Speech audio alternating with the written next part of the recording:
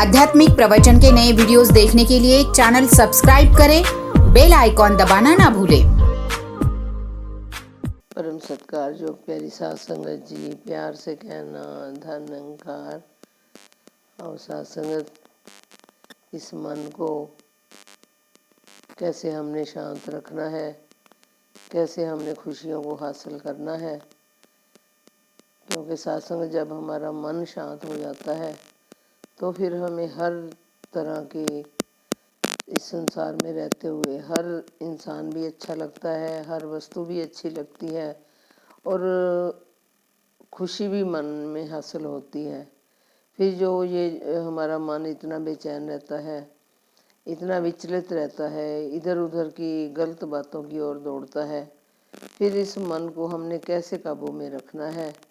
और साथ संगत इस बात की ओर ध्यान दें, क्योंकि जब तक हम दूसरों की खामियां निकालते रहेंगे कि हर बात के ऊपर नुक्ताचीनी करेंगे कि ये बात ऐसे क्यों है, ऐसे क्यों नहीं है, तो फिर मन को हम काबू नहीं रख सकते। अगर हमने खुशी हासिल करनी है तो कहते हैं कि जैसे गुलाब का फूल है, वो अगर हम सोचेंगे कि गुलाब का फूल तो बहुत अच्छा है लेकिन ये कांटों के बीच में खिल रहा है, तो फिर ये एक कमी निकालने वाली बात हो जाती है। अगर उसी फूल को अगर हम सोचेंगे कि देखो फूल कांटों में रहता हुआ भी कितनी अच्छी तरह से खिल रहा है, तो बात वही है, सिर्फ इस बात को सोचने का ढंग हमारा अलग अलग है।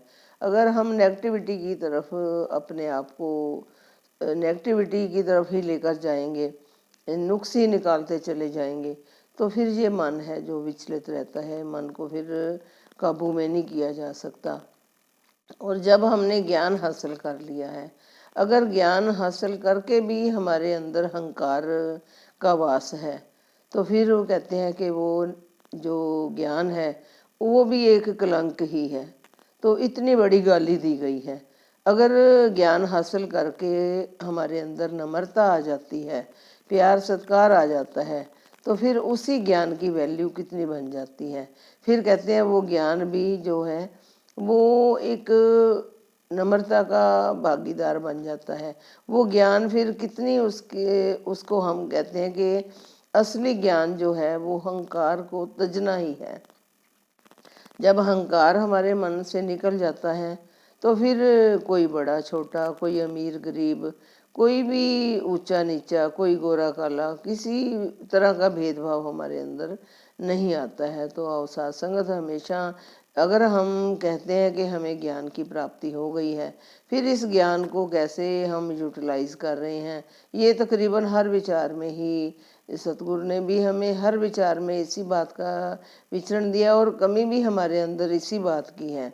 ज्ञान में कोई कमी नहीं है, ज्ञान तो बिल्कुल परफेक्ट है, लेकिन अभी हमने इस ज्ञान को जाना नहीं है।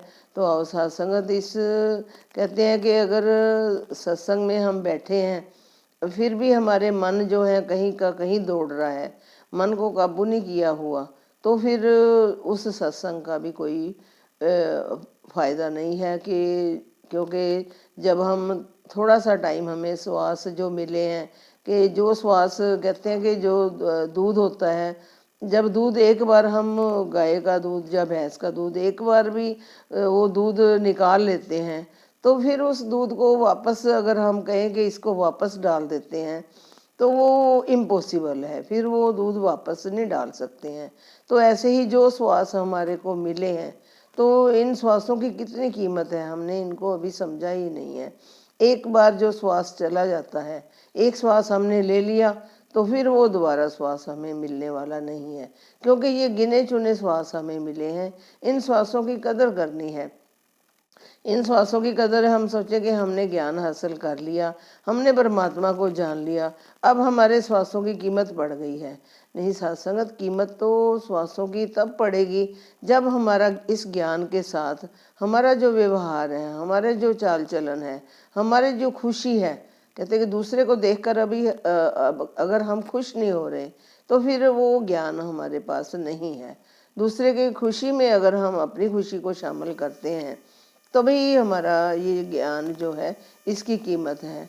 तो आओ साथ संगत, इस बात की ओर हम हमेशा जो भी हम एक एक कदम को जो भगत है वो फूंक फूंक कर रखता है। इस सतगुरु ने तो हमारे ऊपर बहुत बड़ी कृपा कर दी है। इसने तो कोई फर्क नहीं जाना। एक देखो सदना कसाई है, वो जात से कसाई है, लेकिन उसने भक्ति करके अपने जीवन को कैसे सफल बना लिया और कैसे कर्म करे। तो ऐसे ही जो रविदास था वो भी एक, आप सब जानते हो कि किस क्या काम करते थे और उन्होंने कितनी बड़ी भक्ति को हासिल किया। सिर्फ इस प्यार को हासिल, प्यार, दया, करुणा, प्यार, सहनशीलता को हासिल करके इस भक्ति को आगे बढ़ाया। अब मनों में अहंकार रख के भक्ति को कोई हासिल नहीं कर सकता।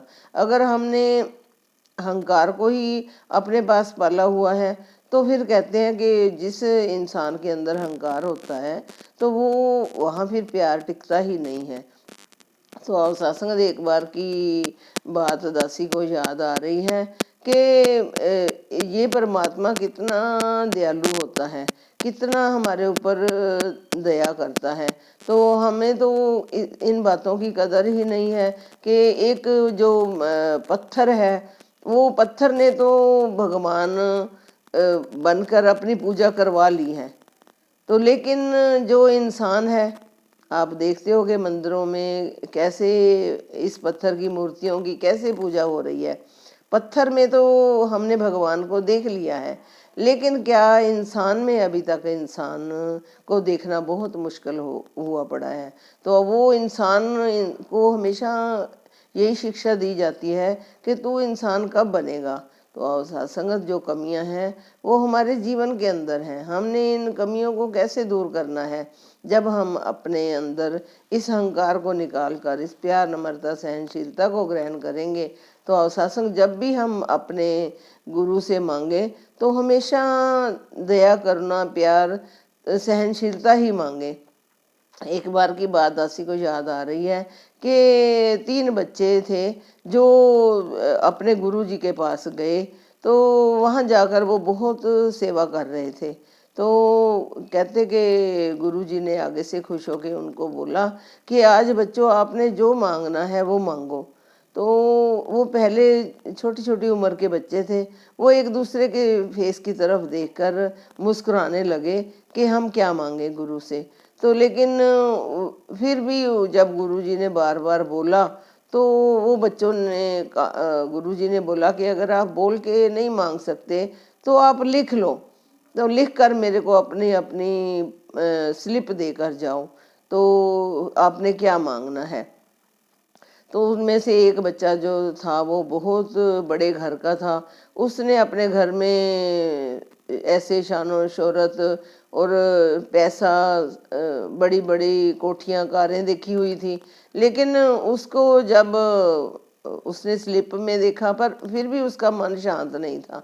तो उसने पर्ची पर लिख दिया कि मेरे को बहुत सारी धन दौलत, बेशक मेरे पापा के पास तो बहुत है, लेकिन मेरे को अपनी पर्सनल गाड़ियाँ, मेरे पास पैसा, मेरे पास हर चीज़ होनी चाहिए, तो मेरे को किसी से मांगना ना पड़े। तो दूसरे बच्चे को ने लिखा कि मेरे को मैं दुनिया में जहाँ भी जाऊँ तो सबसे बड़ा दिखाई दूँ, मेरे आगे कोई भी मेरे से बड़ा नहीं होना चाहिए। तो मतलब कि मेरी इज्जत सबसे ज़्यादा होनी चाहिए। जो तीसरा बच्चा था तो उसने कहा कि मेरे को अपने गुरु का चरणों का वास और अपने माता पिता की सेवा मेरी झोली में डाल देना, ताकि मैं अपनी इस जीवन को साकार कर सकूं। तो संगत जब गुरुजी ने देखा कि वो बच्चे चले गए, तो जब गुरुजी ने देखा कि वो बच्चों की अलग अलग पर्चियों में क्या क्या लिखा हुआ है, सत्संगत कहने का भाव कि गुरु ने तो आपको हर चीज़ देने के लिए तैयार बैठे हैं, लेकिन इतना पैसा होते हुए भी वो बच्चा शांत नहीं था। उसने फिर भी धन दौलत मांगा। तो क्या धन दौलत से हमारा जितना मर्जी हमारे पास पैसा हो, क्योंकि साथ जाने वाला जो है वो सिर्फ एक नाम धन ही है। भले ही हमें इस दुनिया में रहते हुए हर चीज़ की ज़रूरत है, दासी ये नहीं कहती कि पैसे की ज़रूरत नहीं है, हर चीज़ की ज़रूरत है। तो जब भी हम मांगे तो हमेशा प्यार, सत्कार, नम्रता और बड़ों का आदर और माता पिता की सेवा। तो वो जिस बच्चे ने माता पिता की सेवा मांगी थी तो वो गुरु ने उसको अपना सारा धन दौलत भी दे दिया और अपने चरणों का वास भी दे दिया, और उसके वो एक अपने कहते हैं कि मिशन में भी बहुत बड़ी उसको तरक्की दी और अपना सेवक बनाकर अपने पास रख लिया कि इस बच्चे ने सही मांगा है। क्योंकि जब माता पिता की सेवा हम करते हैं तो इससे ऊपर कोई भी धन नहीं है। तो फिर उसने उसमें सारा कुछ हासिल कर लिया, धन दौलत भी, गुरु भी, और गुरु की सिखलाई भी, और शानो शोहरत भी। आप सब समझते हो कि जो बच्चे अपने माता पिता की कदर करते हैं वो अपने गुरु का नाम भी रोशन करते हैं और अपने परिवार का नाम भी रोशन करते हैं, और समाज में भी वो फिर ऊंची आंख उठाकर चलते हैं। उससे ऊंचा और कोई नहीं दिखाई देता। तो आओ साथ संगत, हमेशा अपने मन को शांत करने के लिए हमने प्यार, नम्रता, सहनशीलता, दया, करुणा और बड़ों का सत्कार ही मांगना है, ताकि सासंग, क्योंकि नाम धन है जिस दे पले से ही सच्चे शाह। आओ सासंग दासी को भी आशीर्वाद दो कि इस नाम की प्राप्ति करते हुए इस संसार में जो अपना व्यवहार है वो आप महापुरुषों का सत्कार करते हुए, सबसे प्यार करते हुए अपने जीवन का निर्वाह कर सके। साथ संगत जी प्यार से कहना। आध्यात्मिक प्रवचन के नए वीडियोस देखने के लिए चैनल सब्सक्राइब करें, बेल आइकॉन दबाना ना भूलें।